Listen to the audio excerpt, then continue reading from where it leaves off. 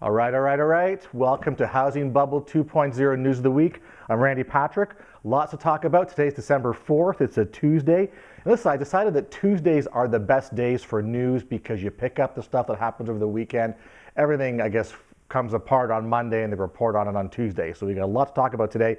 So the major housing issues we will discuss are the Wall Street Journal calls the market. It's their turn, I guess.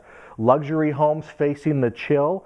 CashOut ReFi surge, and let's blame the media for housing issues and our own issues. All right, so the Wall Street Journal actually calls the housing boom and saying that the housing boom is coming to an end. It's starting in Dallas of all places. So they're stating the fact that an article the other day that housing prices have risen faster than wages, which has triggered an affordability crisis during the same time frame that the Federal Reserve is undergoing a monetary tightening policy, which is a perfect cocktail that could form a top in the market, which means a peak, I guess. So they specifically state Dallas. It's going to start with Dallas. And why Dallas of all places? Well, they say Dallas has had booming growth over the past number of years, but the housing market is sputtering right now. Affordability has gotten totally out of whack with historical norms. And Zillow, of all I guess, companies, sites, whatever, Zillow website rates the Dallas market on its website as cold. And there's some of the suburbs are very cold. So there you go. So even Zillow is saying Dallas is not a great market. Now, inventory is up at least 15% year over year. So obviously more homes are coming in the marketplace. Dallas is one of the most appreciating locations over the past, say, 5-6 years since the housing crisis happened. And one of the things I know about Dallas, it never really had that high appreciation and big dip in the market, as the housing market crashed. They had more of a modest appreciation. So again, they've picked up the pace. So basically, it boils down to the median home price in the Dallas-Fort Worth area is 50% up from what it was in 2007 peak. So there you go. So it's gained a lot of momentum there. Now, it's funny that the Wall Street Journal calls out markets, and we're going to add them to the other, what I call call-out list. So if you remember, earlier, around September, Bank of America called the market out, saying the market peaked probably November 2017, which is just over a year ago. The Redfin CEO came out and said, hey, the perfect storm in real estate's here with low inventory, high prices, and higher interest rates. The Cushman Wakefield CEO, he basically said, we're in a housing crisis or housing bubble starting to happen right now. Robert Shiller himself, of all people, the co-creator of the famed Case-Shiller National Home Price Index, has pretty much said everything but the word housing bubble. He's going to take a wait and see approach, but his words certainly hold a lot more water than most people because he's a Nobel Prize winning economist from Yale University. That makes basically, you add Wall Street Journal, you got 5, we'll call it influential people, organizations, groups, etc., that are basically saying we've got a housing bubble on our hands. So there you go, folks. So again, people way smarter than me are calling this out, and you don't have to be a rocket scientist to see all the signs. Now, to go deeper into this, so the San Francisco and Silicon Valley markets are tanking as we speak. 3 counties, of course, San Francisco County, San Mateo County, and Santa Clara County, the inventory is up 102% from year over year this past November. So it was up pretty high last month, and now we're over 102%. So clearly more homes are coming in the market right now. It's the highest number of active listings in that area since August 2014. November, the month of November saw a 400% increase in price cuts in this same area. So again, it's a year over year comparison for this November to last November. And that's with the asking price, not the sales price. So please realize that, people are kind of going, okay, I'm sorry, I made a mistake there. The median asking price has fallen 10% from its absolute peak, which is May of this year. So we had a May peak, asking prices down 10%. And then again, that's asking price. That's not just sales price. So when the median asking price has dropped 10%, you know that the actual true sales price will be probably less than 10% of the ask price mark. So again, we're seeing some pretty interesting decreases in what's going on in that marketplace there. And funny, people are still saying things. When you talk about Freddie Mac and parts of the government, National Association of Realtors, we're talking about, well, this is a slowdown, it's rebalancing the market, it's leveling off, it's cooling down. Well, you know what? Here's the thing. Well, we just stated right here that, the median asking price is 10% down off the peak, okay? So let's consider that that was a cool down, all right? The next wave will really be the bubble bursting in that location,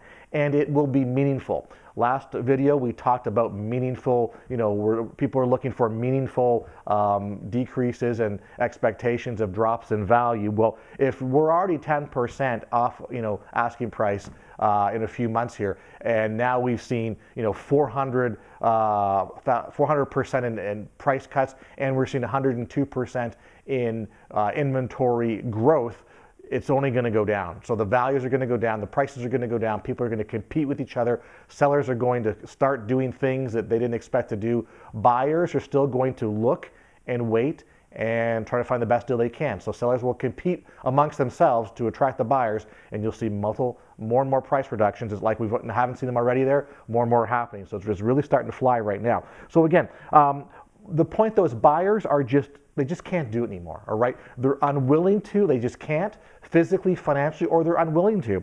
And again, it goes down to money chasing homes, right? They're jumping on, ARM rates now, they're jumping on 3% down. So new loan programs, subprime, non-prime, the shadow banking industry, the non-bank. So it's whatever people can get to get the best rate and get that house before it comes too far out of reach, right? That's, again, money chasing homes. Now, it's clear that when mortgage rates rise, housing activity slows down, and people are really buying payments. They're not buying houses. Because at this point in time, when you're putting 3% down, there's no equity, and what you're doing is saying, I'm staking a claim here, and I'm buying what really is a monthly payment. I'm trying to beat my monthly payment going up. I'm trying to grab it right now, so I've got some opportunity to live in a decent house as time goes on, right? So basically, so people are buying payments, not houses. That's how people look at it now.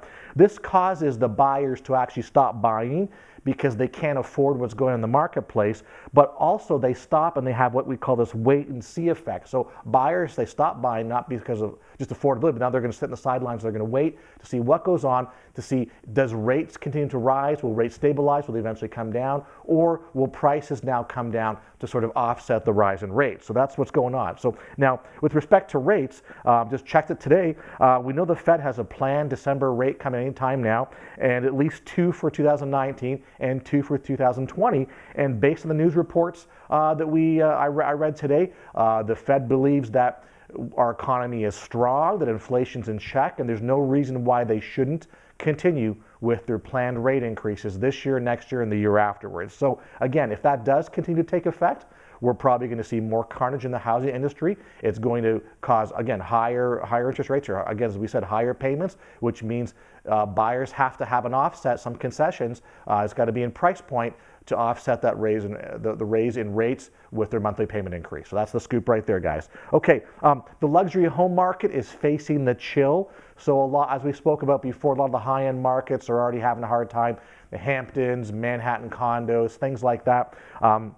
Like many things, this kind of erodes and falls from the top, so we're seeing that right now.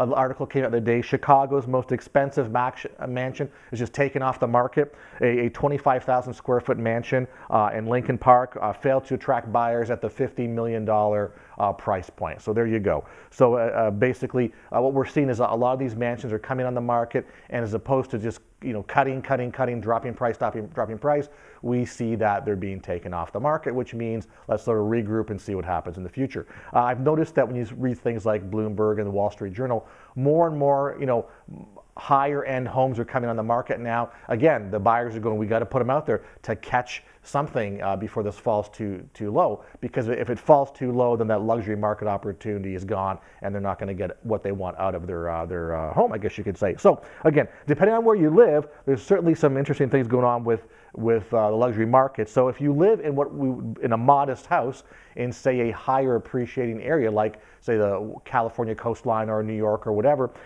if you sell your modest priced house, you can afford a more luxurious place in other locations across the country. So we've actually seen some upticks in, so you sell here, kind of cash out and you can actually take that wealth or equity and buy bigger and better someplace else. We've seen areas with the largest increase in luxury prices are West Palm, Florida, Reno, Nevada, Boca Raton, Miami, and Chicago, Illinois, of all places. And funny enough, the top 5 areas that have the largest decreases in luxury home prices are Vero Beach, Florida, St. Petersburg, right around my neck of the woods here, Fort Lauderdale, Sarasota, and Delray Beach, Illinois. And I find it kind of interesting that, here we are talking about, some Florida markets increasing, luxury-wise, some decreasing. Same thing for Illinois as well, too. So I guess it just depends. Everything is very market specific. And I think it also depends on where people are relocating from, too, because I know that, where I'm on, like here we are, St. Petersburg and Sarasota, we're on the west coast of Florida. And if people are cashing out their condos and stuff in New York, a lot of them are coming down I-95, which is going to be Boca Raton, Miami, West Palm area. So I think a lot of it is geographical, and it's kind of historical where people travel seasonally back and forth. So there you go. All right, cash out refi surge. All right, highest share of cash out refi since the third quarter of 2008. The dollar amount or volume is still way less than what happened in 2006, back in the day when an enormous amount of money was taken out. And 95% of those people who are cashing out chose to take a fixed rate loan. But Freddie Mac says the primary purpose was cashing out equity. So when you're doing a refi, it's clearly not a rate and term when rates are up. So you're not going to go from a 4% or 3% to an almost 6% rate just for something to do, obviously. So you're taking money out. That's what's going on. And again, I talked about this a few months ago, is that if people get to a point where they can't sell their homes and they can't sell them and get their equity out, and then trading up or trading down is still cost prohibitive, they take equity out. They go, either I'm going to improve my home, or the money that I need to pay bills, buy things, do things, whatever it is, they're going to take it out of their home and hope that down the road that home appreciates still in value, and they can sort of replace that equity when they sell. But this is the dangerous point. Taking equity out of your house when we are really at the peak of the market without forward looking is a bit dangerous. And realize that, of course, when you do a cash out refi or any mortgage, is based on an appraisal. And what's an appraisal based on? 30 days, 60 days, 90 days comps that have already happened. It's back, it's already closed. And usually appraisals don't have much forward looking with respect to the future. So again, they're not looking 6 months down the road when all this inventory is coming on right now. I mean, those statistics aren't quite there. Not every appraiser, I'm sure, is looking at that. So it's difficult to predict a future value when your market's peaked or are actually starting to slide. That's kind of the conundrum we're going to be in. So if people are taking their equity and stripping their equity out now, there could be some shocks in the very near future, talking 3, 4, 5, 6 months from now. All right.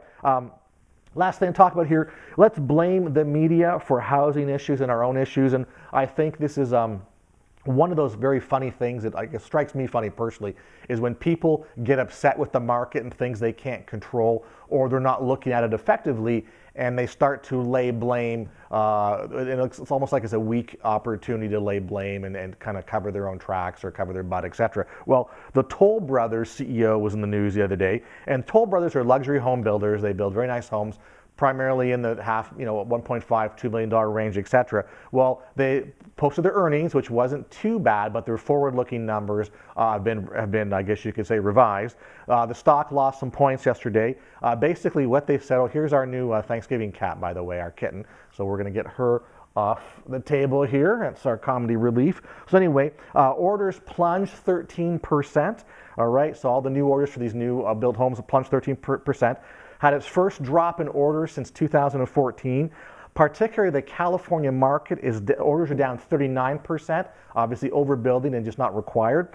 The CEO blamed higher interest rates, less foreign buyers. Again, that flight capital has been cut back big time. It's harder for people in foreign countries to get money out, and the U.S. is making it harder for people to actually buy without disclosing all the money, etc. So there's more money laundering issues and things like that. I mean, if it's legit, but again, making it more difficult for people to LLCs or trusts or whatever. They want to know where the money comes from. Now, the CEO again blamed higher interest rates, less foreign buyers, and this is the one that makes me laugh the most, is the effect of buyer sentiment of well-publicized reports of a housing slowdown.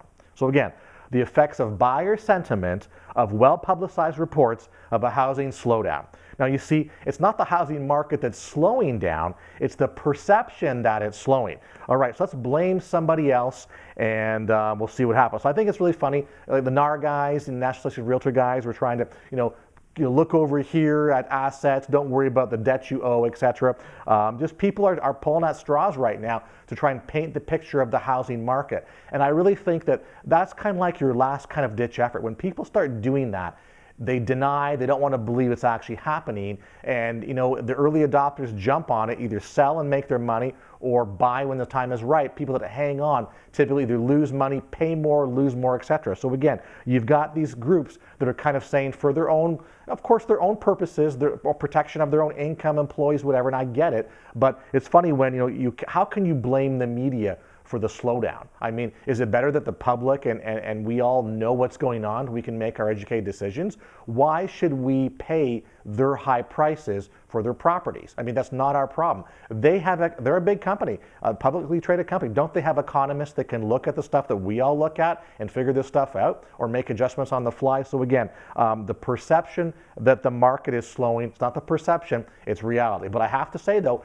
information travels a heck of a lot faster than it did 10 years ago, and we all know what's going on. As I said often, I can talk to you about markets that I'm 3,000 miles away and get the skinny on it, and we can see what's going on. And I guess there's some truth to that. It does create our perception about what's going on, but again, that doesn't fuel the issues. I mean, the issues are the issues. We just, I guess, know about it a little better, a little quicker nowadays, and I think we're all in a better position to react to it and make better, well-educated decisions, again, about our financial and real estate futures. So again, having said that, thank you once again for the video. This is our new cat, our new kitten. We have a few cats. This is the new one we grabbed over Thanksgiving. She's I forget even how old she is, but she's a lot of energy and fun. As you can see, we haven't even named her yet. There you go. So we're trying to figure that out, but she's jumping around the house like you wouldn't believe. So anyway, thank you for the views. Thank you for the comments. If you like what you hear, please subscribe to me, and we'll look forward to talking to you later on in the week. Thank you.